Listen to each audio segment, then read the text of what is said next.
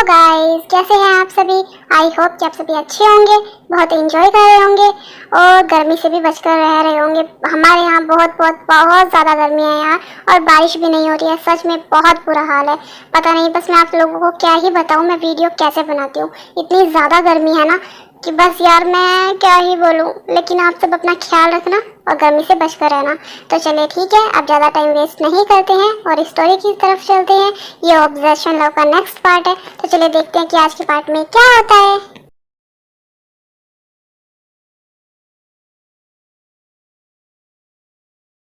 नहीं शुगा, और मुझे क्या प्रॉब्लम होगी। मुझे कोई प्रॉब्लम नहीं है। इनफैक्ट मैं तो चाहती हूँ कि हम दोनों का भी बेबी हो। हाँ शुगा, मुझे भी हमारा बेबी चाहिए। क्या जिमिन, तुम मुझे अब बता रही हो, वो भी इतना लेट। अगर तुम्हें बेबी चाहिए ही था और तुम्हारा पहले से ही मन था तो तुम मुझे पहले बता देती। अब तक तो मैं बेबीज की लाइन लगा चुका होता। तुम भी ना।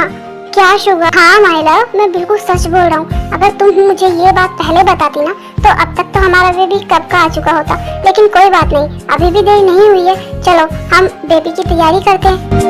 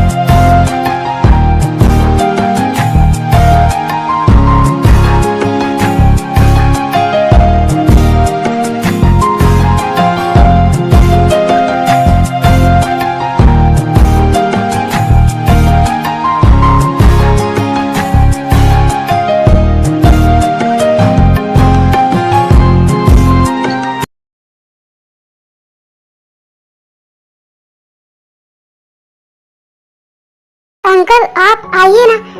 आप अकेले आए हो? आप तेरे को नहीं लाए हो साथ में? नहीं, उसे अभी रेस्ट की जरूरत है ना, तो इसीलिए मैं उसे नहीं लाया। हाँ कोई बात नहीं अंकल, आपने सही कहा, उसे रेस्ट करना चाहिए। जंगकुक, अब सारी बातें यहीं कर लोगे क्या तुम? हाँ नहीं डैड, आई एम सॉरी। आप दोनों बात करिए, मैं अभी आता हूँ।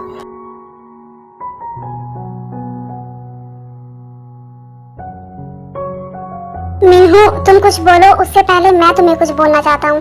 मुझे पता है गलती हमारी तरफ से ही हुई है, जंगकुक की गलती है, और मैं उसकी तरफ से तुमसे फिर से माफी मांगता हूँ। ये कैसी बात कर रहे हो नामजून तुम? अब सब कुछ ठीक है और मैं भूल गया हूँ उस बात को। और वैसे भी जिसमें हमारे बच्चे खुश हैं, हम भी उसी में खुश हैं।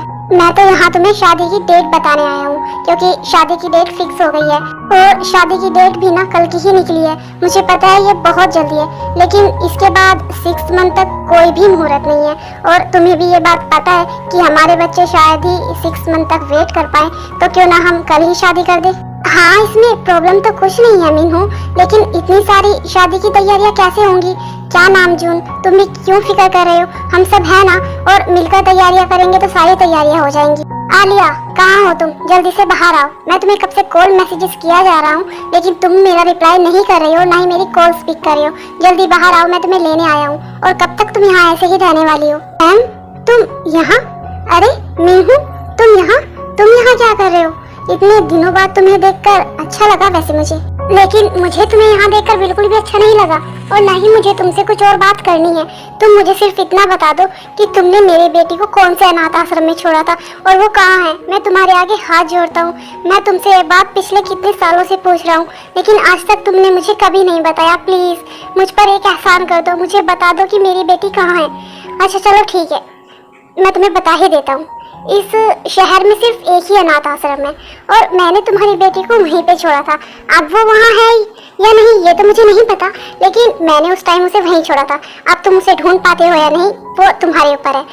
अब तो मैंने तुम्हें बता दिया ना, मैंने तो तुम्हारी हेल्प की थी ना, तुम्हारी और तुम्हारी वाइफ के लिए। मैंने अपनी वाइफ तक की बात नहीं सुनी, और आज वो मेरे साथ नहीं है सिर्फ और सिर्फ तुम्हारी वजह से।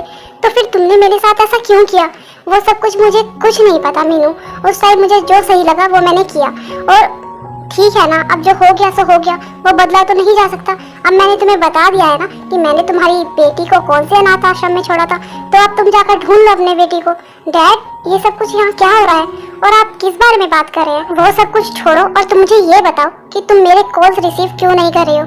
मैं तुम्हें कब से कॉल कर रहा हूँ। डैड, मुझे पता है कि आपको मुझसे क्या बात करनी है, लेकिन डैड मुझे अभी यहाँ से नहीं जाना है। मैं नहीं जा रही हूँ आपके साथ। मुझे अब तुम्हारी कोई बात नहीं सुननी है। बहुत हो गया तुम्हारा। मैंने टिकट्स बुक करवा दी है और आज शाम की ही हमारी फ्लाइट है। तुम मेरे साथ चल रही हो मतलब चल रही हो, और कितनी इंसल्ट करवाओगे तुम अपनी? लेकिन डैड प्लीज ना, मैं अभी नहीं जाना चाहती। मैंने बोल दिया ना, मतलब बोल दिया। जाओ जल्दी से अपना सामान पैक करके आओ, मैं बाहर तुम्हारा वेट कर रहा हूँ।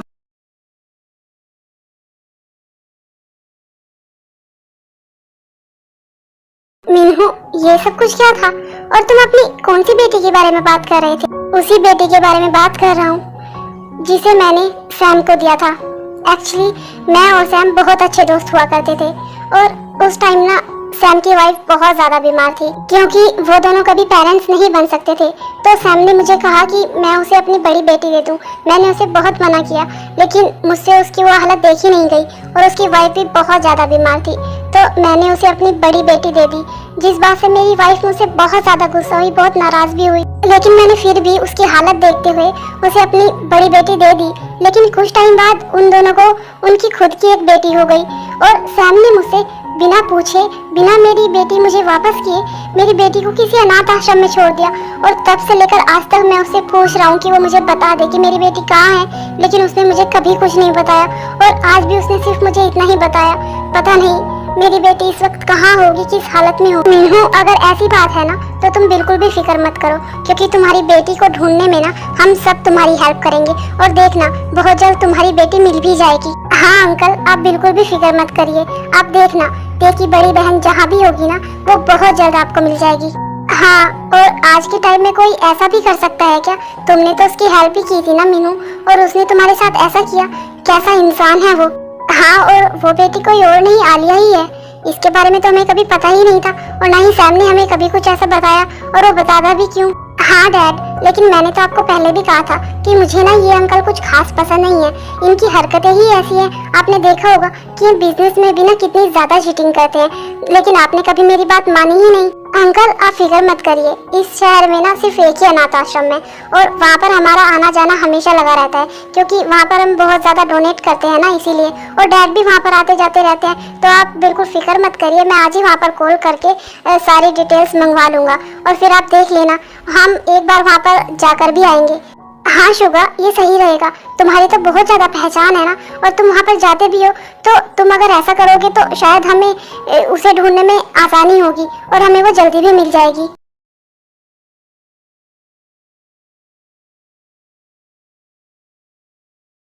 डैड, क्या हुआ है आपको?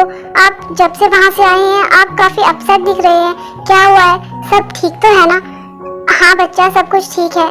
वो क्या है ना, आज मुझे सैम मिला था। क्या आपको वो अंकल मिले थे? आपने पूछा उनसे, उन्होंने कुछ बताया? कहाँ है दी? उन्होंने दी के बारे में कुछ बताया? बताइए ना डैड। हाँ, उसने बताया है कि इसी शहर के एक अनाथ आश्रम में उसने उसे छोड़ा था, और उसने मुझे ये भी कहा कि उसे ये भी नहीं पता कि अब वो वहाँ है या नहीं है। मुझे बहुत डर लग रहा है, अगर मैं वहाँ गया और अगर मुझे वहाँ मेरी बच्ची नहीं मिली तो। डैड, आप ऐसा क्यों सोच रहे हो? मुझे मुझे यकीन है अब हमें हमारी दी मिलने वाली है। हाँ डैड, मुझे पक्का फीलिंग आ रही है, अब हमें हमारी दी बहुत जल्द मिलने वाली है। हाँ बच्चा, काश ऐसा ही हो।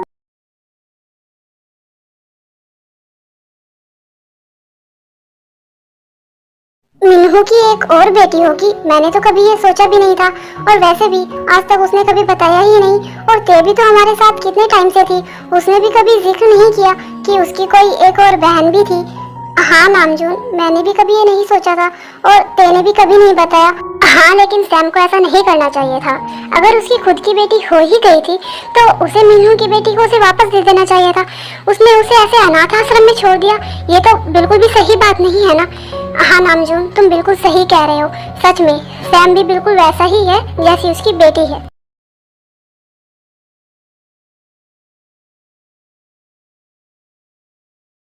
शुगा, तुमने अनाथ आश्रम में कॉल की, तुम्हें कुछ पता चला क्या? जिमीन, इतनी जल्दी थोड़ी ना पता चलता है। हाँ मैंने कॉल कर दी है और वो लोग अपना काम स्टार्ट कर रहे हैं, तो कुछ टाइम तो लगेगा ही ना। तुम भी ना। हाँ शुभा, मुझे पता है कि टाइम लगेगा, लेकिन प्लीज ना तुम थोड़ा जल्दी करो। तुमने देखा था ना ते के डैड कितने ज्यादा रो रहे थे, और मुझे पता है कि ते भी सैड होगी। और तुम्हें पता है शुभा, तुम वहाँ उस अनाथ आश्रम की डिटेल्स निकलवाओगे तो तुम्हें वहाँ मेरी और होबी की डिटेल्स भी मिलेगी, क्योंकि हम दोनों भी वहीं पर बड़े हुए हैं। अच्छा, लेकिन ये बात तो तुमने मुझे आज से पहले कभी नहीं बताई। हाँ लेकिन मॉम डैड को इसके बारे में पता है। अच्छा चलो ठीक है, कोई बात नहीं। और हाँ, मैं पूरी कोशिश कर रहा हूँ, जितनी जल्दी हो सके उसके बारे में पता चल जाएगा।